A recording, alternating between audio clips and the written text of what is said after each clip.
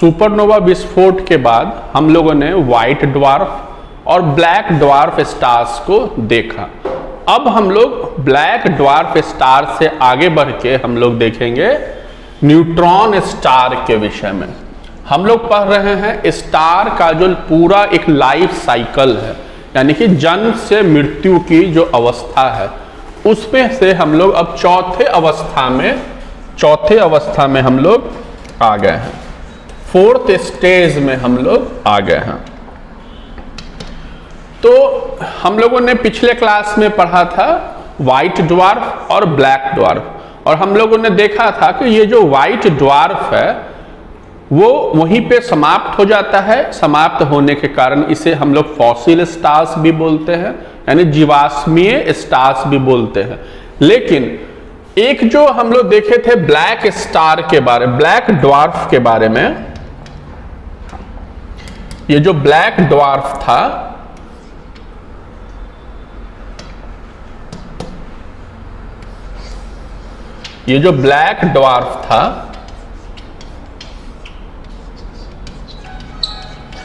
जिसका मास 1.4 ms था, यानी 1.4 मास पर सेकंड से ज्यादा था, तो वो ब्लैक ड्वार्फ था।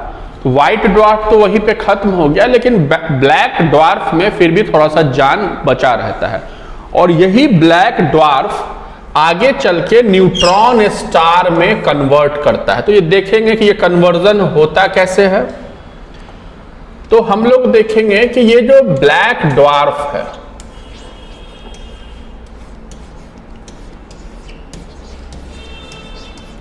ये जो ब्लैक ड्वार्फ है, फिर आगे जाके भविष्य में होता क्या है कि इसके वेलोसिटी मतलब वेग में जब तेजी आ जाती है, यानी कि इस ब्लैक ड्वार्फ के वेग में जब तेजी आती है तो एक परिवर्तन होता है। उससे पहले ये भी थोड़ा हम लोग देख ले कि ये जो ब्लैक ड्वार्फ है इसका एक नाभिक होता है, यानी न्यूक्लियस होता है, और इसके नाभिक में इलेक्ट्रॉन भी रहते हैं, न्यूट्रॉन भी रहते हैं। लेकिन होता क्या है कि इस ब्लैक ड्वार्फ के वेलोसिटी में जब तीव्रता आ जाती है, वेग आ जाता है, तो होता क्या है कि इसका जो नाभिक है, उसके नाभिक में से ये जो इलेक्ट्रॉन है वो फ्री हो जाता है, यानी कि नाभिक से इलेक्ट्रॉन हट जाता है, मुक्त हो जाता है, फ्री हो जाता है। तो होता क्या है कि इस ब्लैक ड्वार्फ के नाभिक में केवल और केवल बच जाता है ये न्यूट्रॉन। ये जो मॉलिक्यूल्स है न्यूट्रॉन, इलेक्ट्रॉन के नहीं होने से केवल और केवल अकेला रहता है, और इसी अकेलेपन के कारण अब स्टार में केवल और केवल कुछ है तो न्यूट्रॉन है, इलेक्ट्रॉन नहीं है। और न्यूट्रॉन रहने के कारण इस स्टार को हम लोग न्यूट्रॉन स्टार बोलते हैं, क्योंकि अब स्टार में कुछ एलिमेंट है तो सिर्फ न्यूट्रॉन का है, इसलिए इसको हम लोग न्यूट्रॉन स्टार्स भी बोलते हैं। और इसी न्यूट्रॉन स्टार को हम लोग पल्सर स्टार भी बोलते हैं। हम लोग जानते हैं एक बाइक है बजाज की, जिसे हम लोग बजाज पल्सर के नाम से जानते हैं। उस पल्सर बाइक का नाम स्टार के नाम पे ही पड़ा है। कैसा स्टार? Neutron star. यानी कि जब ब्लैक ड्वार्फ के न्यूक्लियस में इलेक्ट्रॉन मुक्त हो जाता है, क्यों मुक्त हो जाता है? वेलोसिटी के बढ़ने के कारण, वेलोसिटी के तीव्रता के कारण, तो उसके नाभिक में केवल और केवल न्यूट्रॉन रह जाता है। और इस न्यूट्रॉन के रहने के कारण अब ब्लैक ड्वार्फ नहीं होके न्यूट्रॉन स्टार हो जाता है। और न्यूट्रॉन स्टार जो है ये स्टार के मृत्यु की चौथी अवस्था है। और न्यूट्रॉन स्टार के बाद माना जाता है कि अब स्टार की मृत्यु बहुत निकट है, और वो जो निकटता है ब्लैक होल में जाके खत्म होती है। तो स्टार का जो सबसे इंपॉर्टेंट पार्ट है ब्लैक होल। अब हम लोग थोड़ा देखते हैं कि ये ब्लैक होल घटना है क्या। तो पांचवा स्टेज जो है स्टार का जो पांचवा स्टेज है ब्लैक होल। ब्लैक होल, जिसे हम लोग हिंदी में कृष्ण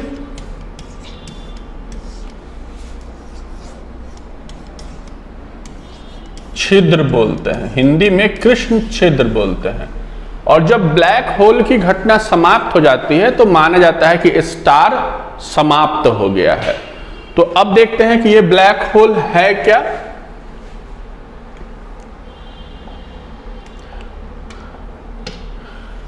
तो जैसे होता यह है कि ये जो न्यूट्रॉन स्टार है, ये जो न्यूट्रॉन स्टार है, इस न्यूट्रॉन स्टार में एक प्रभाव होता है और उस प्रभाव के कारण ये जो न्यूट्रॉन स्टार है वो डेंस हो जाता है।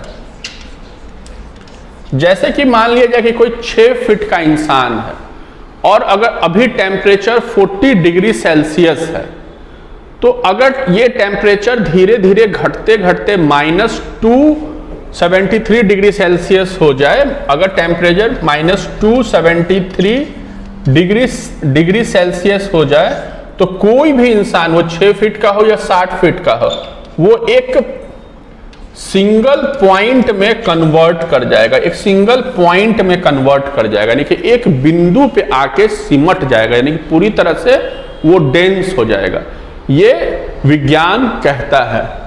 तो इसी में हम लोग ये देखते हैं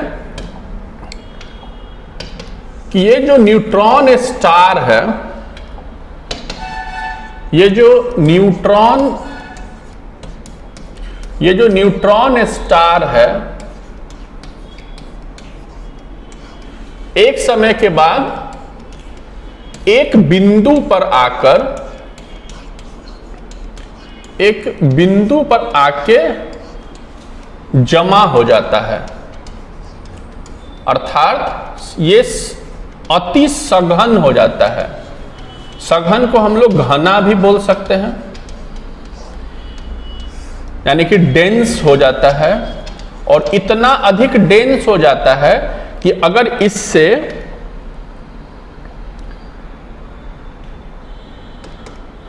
इससे कोई लाइट पास होना चाहे, अगर कोई लाइट पास होना चाहे, तो वो लाइट उस एरिया से पास नहीं करेगा, पूरी तरह से वो एरिया काला हो जाता है।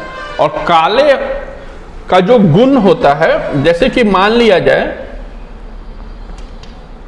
ये जो ब्लैक है, कोई भी ब्लैक ऑब्जेक्ट है, उसका गुण ये होता है कि कोई भी ब्लैक ऑब्जेक्ट बनता कैसे है, जब वो पूरे प्रकाश को, हम लोग जानते हैं 7 प्रकार के लाइट होते हैं, 7 प्रकार के रंग होते हैं, जब वो पूरे रंग को अपने में एब्जॉर्ब कर लेता है, सोख लेता है, तो वो ब्लैक हो जाता है, वो वस्तु या वो परिदृश्य ब्लैक हो जाता है। अगर ये स्क्रीन, डिजिटल स्क्रीन ब्लैक है, तो इसका मतलब ये है, ब्लैक ये इसलिए है क्योंकि ये सभी कलर को अपने में अवशोषित किए हुए है।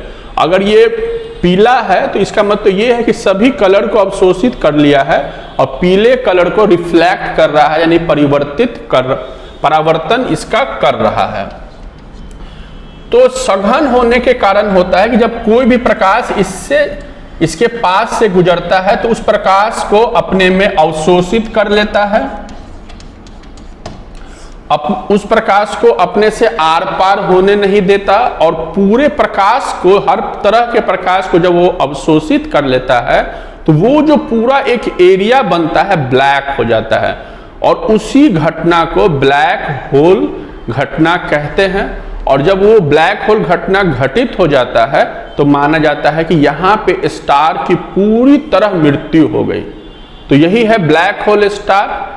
और इस परिकल्पना को, अर्थात इस कंसेप्ट को जॉन विल्सन ने दिया था। अगर आपको एग्जाम में पूछा जाए कि ये जो स्टार है इसकी जो अंतिम अवस्था है ब्लैक होल घटना, इस कंसेप्ट को किस वैज्ञानिक ने दिया, तो उसका आंसर होगा जॉन विल्सन। तो यही है ब्लैक होल घटना। और यहाँ पे एक स्टार का जो लाइफ साइकिल है वो पूरे तरह से खत्म हो जाता है। तो अब यहाँ पे हम लोग एक लास्ट वीडियो में पूरी तरह से एक लाइफ साइकिल को छोटे छोटे स्टेजेस में देख लेते हैं कि वो लाइफ साइकिल शुरू कैसे हुआ था और वहाँ पे खत्म कैसे हुआ था। तो उस वीडियो में बने रहने के लिए फिलहाल अभी मैं विदा लेता हूँ, तब तक के लिए धन्यवाद।